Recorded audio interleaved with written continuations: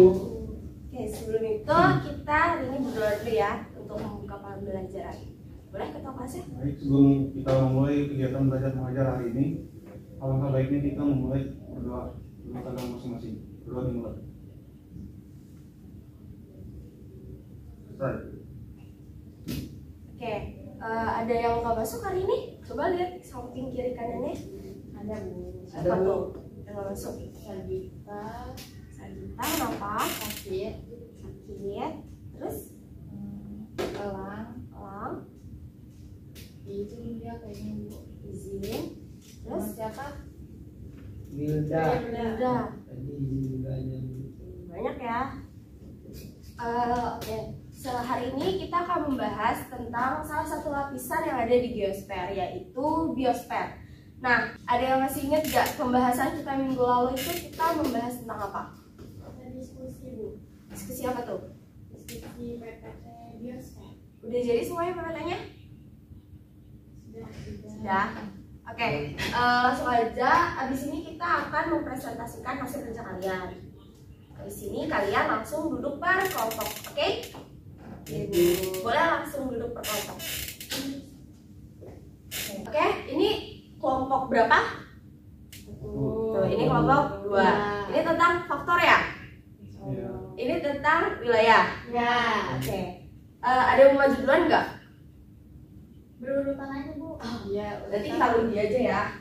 Oke, pertama-tama itu tentang ini.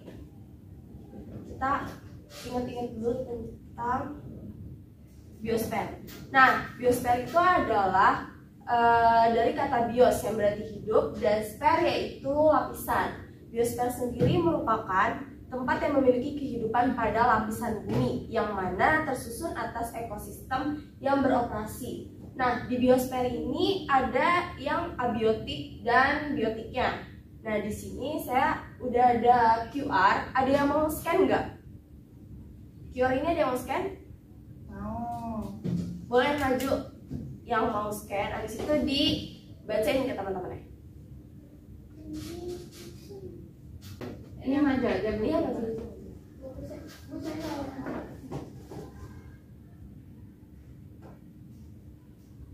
Ada nggak? Lagi belum ada Bu.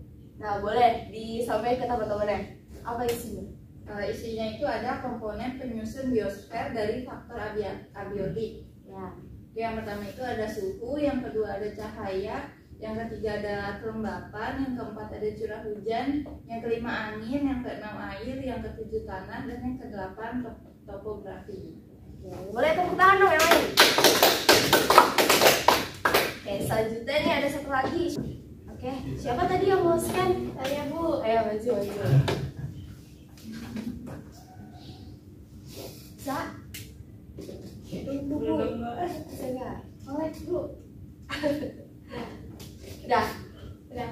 Ya, boleh sampai di teman-teman. Jadi di sini tuh ada dari segi komponen biotik yang ditinjau dari tingkatan organisasi makhluk hidup, yang mana komponen penyusun biosfer sebagai berikut. Yang pertama ada protoplasma, yang kedua ada sel, yang ketiga ada jaringan, yang keempat ada organ, yang kelima ada sistem organ, yang keenam ada organisme, yang ketujuh ada spesies, yang kedelapan ada populasi, yang ke-9 ada komunitas, yang 10 ada ekosistem, dan 11 ada bioma. Tepuk tangan dulu dong buat temennya. Oke, benar. Jadi ini adalah dari segi komponen biotik yang tadi dibacain oleh Anissa. Nah, yang pertama itu ada protoplasma, yaitu komponen hidup yang terdiri dari organel dan senyawa kompleks. Dan yang kedua ada sel, yaitu unit terkecil yang fungsional dan strukturil. Dan yang ketiga ada jaringan, yaitu kumpulan sel yang mempunyai bentuk dan fungsi yang sama. Yang keempat ada organ, yaitu kumpulan beberapa jaringan. Yang kelima ada sistem organ, yaitu organ-organ yang saling bekerja sama. Yang keenam ada organisme, yaitu sistem organ. Lalu ada spesies, yaitu organisme yang memiliki morfologi yang sama. Yang kedelapan ada populasi, yaitu spesies yang membentuk kelompok yang sama. Yang kesembilan ada komunitas, yaitu kumpulan dari populasi yang berbeda. Lalu ada 10 ekosistem, yaitu suatu lingkungan kompleks yang di dalamnya terjadi interaksi. Yang ke-11 yaitu bioma, yaitu suatu ekosistem skala besar yang memiliki sifat-sifat lingkungan. Dan yang satu lagi yaitu komponen penyusun biosfernya yang dibacakan oleh Sarah. Ada 8 komponen di sini, yaitu yang pertama ada suhu berkaitan dengan reaksi metabolisme, yang kedua ada cahaya secara langsung dapat mempengaruhi suatu wilayah, yang ketiga ada kelembapan yang berkaitan dengan kandungan uap air, yang keempat ada curah hujan yang berkaitan dengan proses pendistribusian air, yang kelima ada angin yang mempengaruhi penyebaran uap, yang keenam ada air, penyebaran organisme, yang ketujuh ada tanah, tempat semua organisme, dan yang kedelapan ada topografi yang berkaitan dengan tinggi dan rendahnya permukaan bumi. Oke, selanjutnya kita langsung ke tahap penyampaian atas kerja kalian minggu kemarin. Oke, yang pertama ketua kelompoknya boleh maju ke depan nggak? Kita buat undian nih. Siapa duluan yang maju? Ayo ketua kelompok maju. Ayo kita undi. Ayo maju. Sweet doang. Boleh sweet dulu, yang menang boleh milih mau pertama atau kedua. Berapa kali? 3. Jadi bagi kertas ya? Ya.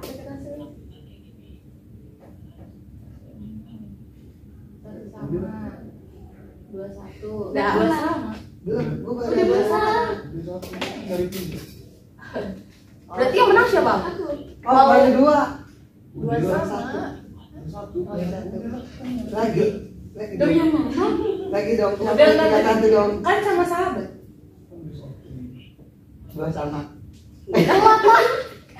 Oke, berarti yang sampai menang ya? Enggak Bu, karena saya anaknya ambis banget. Oh. Saya pengen Siap. saya kedua aja Bu. Oh, kedua. Berarti tim Anissa duluan nih. Anissa tadi bahasnya tentang apa? Wilayah ya? Iya, betul Bu. Wilayah. Oke, berarti boleh kelompok Anissa maju. Siapa yang mau jelasin? Ayo siapa? saya Bu. Oke, boleh. Ketuanya Bu. Perkenalan dulu dong. Perkenalkan, nama saya Anissa Wandari. Di sini saya dari kelompok Zona Persebaran Flora dan Fauna di Indonesia. Oke. Yang pertama ada Indonesia bagian barat atau Asiatis, yang mana flora dan fauna di zona ini tersebar di pulau-pulau bagian barat Indonesia, mulai dari Pulau Sumatera, Kalimantan, Jawa, dan Bali. Flora dan fauna di zona ini mirip dengan yang ada di benua Asia. Ciri-cirinya ada banyak pohon tinggi, tumbuhannya lebat dan rapat, pohon yang beraneka ragam, dan tumbuhan yang selalu hijau sepanjang tahun. Contoh flora di zona ini antara lain seperti gandaria, kasturi, rotan, majigau, meranti, Rafflesia arnoldi, serta anggrek hutan. Ciri-ciri dari fauna yang ada di wilayah ini yaitu mamalia besar, berbagai jenis kera, mamalia air tawar, beberapa jenis burung tidak banyak warna, dan tidak terdapat mamalia berkantung. Contoh fauna di wilayah ini ada gajah, harimau Sumatera, badak bertulah 1, elang Jawa, tapir, orangutan, macan, kesut, dan merak Jawa hijau. Terus di sini ada Indonesia bagian tengah atau peralihan, yang mana flora dan fauna di wilayah ini tersebar di pulau-pulau bagian tengah Indonesia, seperti Pulau Sulawesi dan Kepulauan Nusa Tenggara. Beberapa flora dan fauna di wilayah ini memiliki kekhasannya sendiri sehingga disebut sebagai endemi. Temannya mau bantuin kan nih maju? Boleh, Sasa. Kalau Bu, saya aja semuanya. Temannya ada yang mau bantuin nggak? Sarah, Iya, Bu, Sarah. Boleh, maju. tuh setengah-setengah, aus nih. Iya. Ayo maju temannya. Sarah. Ruli Bu. Boleh, siapa aja? Ibu begini aja nggak apa-apa. Iya, nggak apa-apa. Belum. Oke, lanjut ke flora Indonesia bagian tengah. Ciri-cirinya adalah sebagai berikut, itu pohonnya tinggi tetapi jarang, lalu dapat beradaptasi di wilayah kering dan ranggas atau menggugurkan daun saat musim kemarau. Contoh flora di zona ini antara lain lontar, cendana, lomusei, dan ajang pelicin. Lalu Indonesia bagian timur atau Australis, flora dan fauna di wilayah Indonesia bagian timur tersebar pada wilayah timur Indonesia, yaitu Kepulauan Maluku dan Papua. Flora Indonesia bagian timur itu ciri-cirinya ada mirip dengan hutan hujan tropis di Australia. Lalu yang kedua, banyak tumbuhan epifit, yaitu tumbuhan yang menumpang hidup pada tumbuhan lain. Yang ketiga, banyak tumbuhan endemik asli wilayah tersebut. Yang keempat, banyak rempah-rempah. Dan contoh flora di zona ini adalah matoa, sagu, eukaliptus, pala, cengkeh, dan lada. Lalu fauna Indonesia bagian timur itu ciri-cirinya: 1. Terdapat binatang berkantung, 2. Beberapa mamalia kecil, 3. Burung-burung berbulu indah. Dan contoh hewan yang ada di wilayah ini adalah kanguru pohon, kanguru tengah, cendrawasih, nuri, kasuari, walabi, dan namdul. Terima kasih. Sekian dari kelompok 2 mengenai kewilayahan. Kurang lebihnya mohon maaf. Assalamualaikum warahmatullahi wabarakatuh. Waalaikumsalam. Boleh tepuk tangannya dulu dong. Oke, karena tadi kelompok 2 udah menjelaskan tentang zona persebaran flora dan fauna di Indonesia, dari kelompok 1 ada yang mau nanya nggak ke kelompok 2 tentang pembahasan ini? Boleh? Ketua kelas kita Adam. Kenapa disebut wilayah peralihan? Gimana? Mau dikit dulu atau mau langsung dijawab? Langsung aja Bu. Oh, keren. Boleh dijawab? Ya, kenapa disebut wilayah peralihan? Karena flora dan fauna di zona ini merupakan peralihan dari flora fauna asiatis dan flora fauna australis. Hal ini membuat flora dan fauna di Indonesia bagian ini memiliki karakter dan ciri campuran dari zona asiatis dan zona australis. Oke, gimana nih Adam? Puas dengan jawabannya? Cukup. Cukup. Boleh dong tepuk tangan dulu. Dari kelompok 1 ada yang mau nanya lagi nggak? Saya Boleh, Mela. berikan penjelasan tentang keadaan flora di daerah Papua. Oke, gimana nih? Kelompok 1 ada yang menjawab? Kelompok 2 ada yang menjawab nggak? Terkait pertanyaan Mela. Bentar Bu. Ya.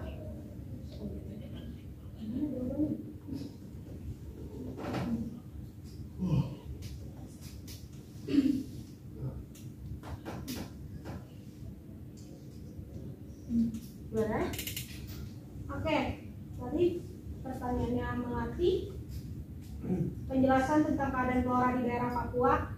Jadi Papua itu adalah pulau di Indonesia yang paling timur, memiliki iklim lembab yang sama seperti Indonesia bagian barat dengan curah hujan yang tinggi. Akibatnya Papua memiliki jenis vegetasi kosmopolitan, bukan hujan tropis. Oke, gimana Mela? Udah pas belum menurut jawabannya? Oke, sudah pas. Oke, boleh dong tepuk tangannya buat keduanya nih. Oke, selanjutnya kita akan mendengarkan tentang pembahasan dari kelompok 1. Oke, dari kelompok 1 siapa nih yang mau maju buat menjelaskan topik selanjutnya? Boleh. Maju.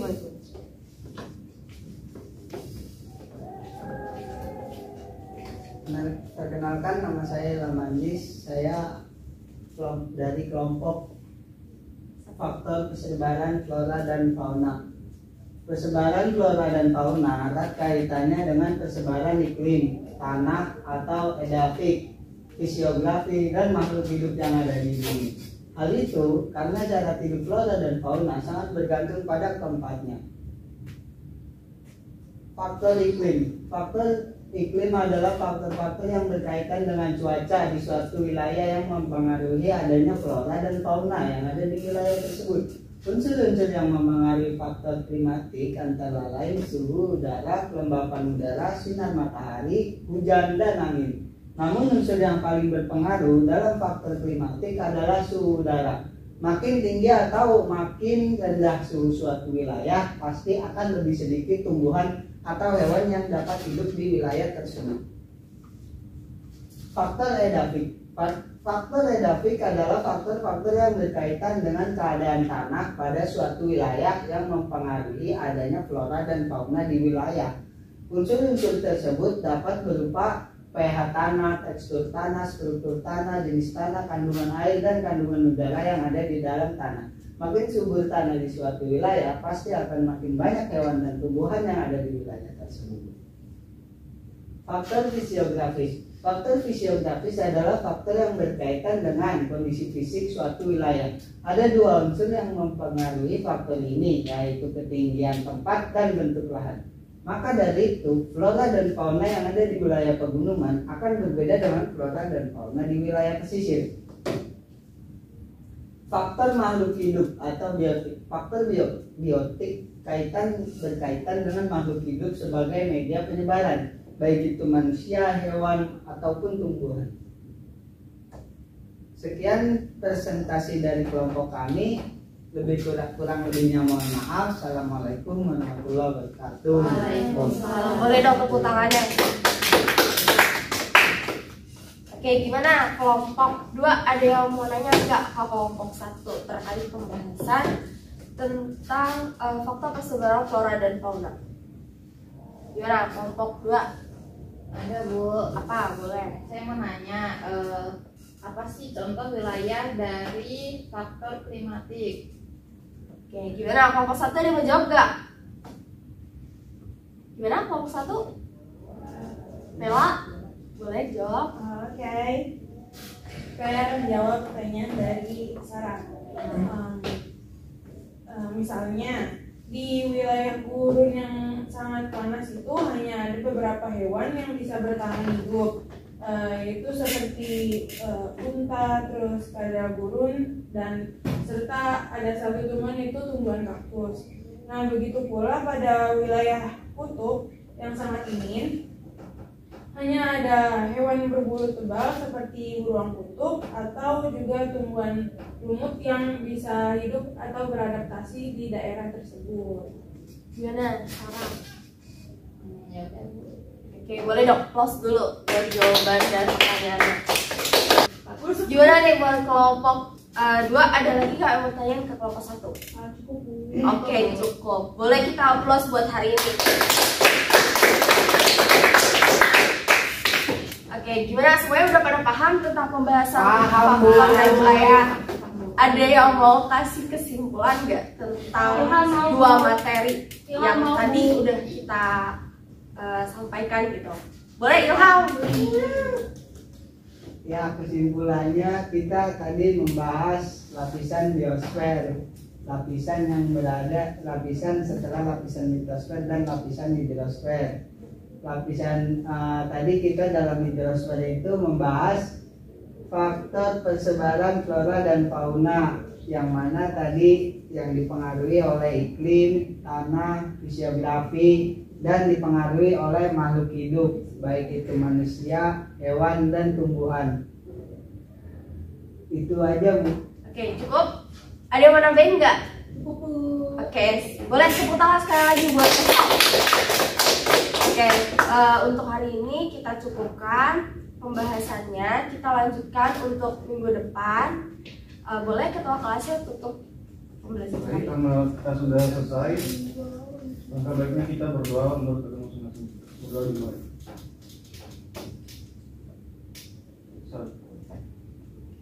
Sekian, terima kasih semua. Assalamualaikum.